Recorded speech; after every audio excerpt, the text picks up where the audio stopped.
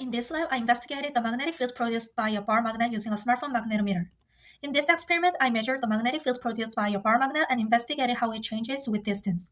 The bar magnet was modeled as a magnetic dipole, which predicts that magnetic field strength decreases according to an inverse cube relationship. I also determined the magnetic dipole moment and compared theoretical predictions with experimental measurement. Finally, I used the dipole moment model to predict the magnetic field at an off-axis location. Overall, the experiment results were expected to be consistent with the magnetic dipole approximation.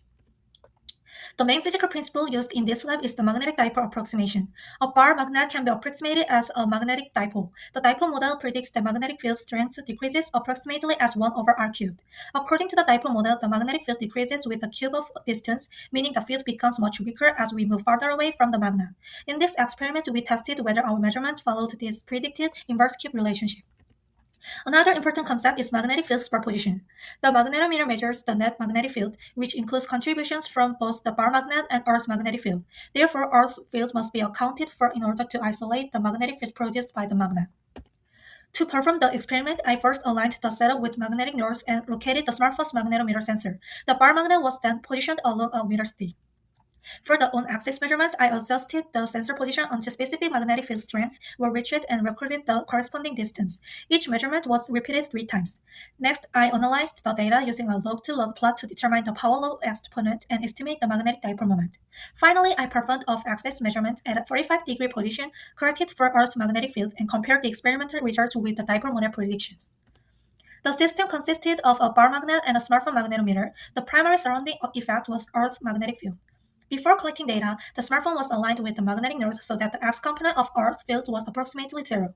The magnet was placed along the east-west direction, and the location of the magnetometer sensor was identified before beginning the measurement. As the distance from the magnet decreases from about 0.34 meters to 0.13 meters, the measured magnetic field increased from approximately 2.0 times 10 to the negative 5 Tesla to 2.2 times 10 to the negative 4 Tesla. To determine the distance dependence of the magnetic field, I plotted the natural log of the magnetic field versus the natural log of the distance. The data produced an approximately linear trend, indicating a power law relationship. The slope of the best fit line was negative 2.49, which is reasonably close to the theoretical dipole prediction of negative 3.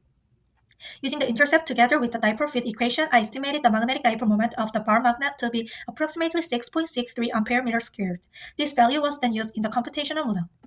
For the off-axis measurement, I first found the position where the on-axis magnetic field magnitude was 100 microtesla. This corresponded to a perpendicular distance of approximately 0.186 meter, and a total distance of 0.263 meters from the magnet. After correcting for Earth's magnetic field, the measured off-axis magnetic field magnitude was approximately 25.5 microtesla. This value was then compared with the theoretical prediction from the dipole model. The model assumes that the bar magnet behaves as an ideal point dipole and that measurements are taken sufficiently far from the magnet for the dipole approximation to remain valid. Using this assumption, I calculated the magnetic field along the axis, perpendicular to the axis, and at a 45 degree off-axis position for comparison with the experimental measurement. This slide shows the result of the computational model. On the magnet axis, the magnetic field points in the positive x direction on the right side and in the negative x direction on the left side, which is consistent with the dipole field behavior. At positions perpendicular to the axis, the field points opposite to the magnetic moment direction and shows symmetry above and below the magnet. For the 45 degree of axis rotation, the comparing magnetic field vector was 1.82 times 10 to the negative 5, 5.46 times 10 to the negative 5, and 0 Tesla. The magnitude was approximately 57.6 microtesla at a distance of 0.263 meters.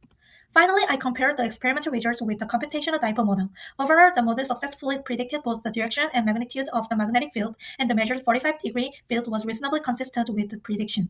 Some differences are expected because a rear bar magnet is not a perfect magnetic dipole.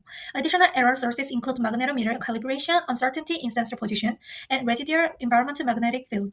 Basically, the results support the dipole model. The magnetic field decreases approximately with the inverse cube of distance points parallel to the magnetic moment along the axis and point opposite to the magnetic moment on the perpendicular axis. At 45 degrees, both axial and perpendicular components contribute to the net magnetic field. In this scenario, the mirror stick would not be aligned to compensate for Earth's magnetic field. As a result, Earth's field would contribute components along multiple measurement directions rather than a single axis. The measured magnetic field would then be the vector sum of the magnet field and Earth's field. This would introduce systematic error and make the calculated magnetic moment less accurate unless additional vector corrections were applied. If two identical magnets were placed end to end, the total magnetic dipole moment would approximately double. Because magnetic field strength is proportional to the dipole moment, the magnetic field at a given distance would be stronger. To obtain the same target field, such as 100 microtesla, measurements would need to be taken further from the magnet. However, the inverse cube dependence on distance would remain unchanged. In conclusion, the experimental results were generally consistent with the magnetic dipole model. The combination of experimental measurements and computational modeling provided a useful way to visualize and understand the magnetic fields.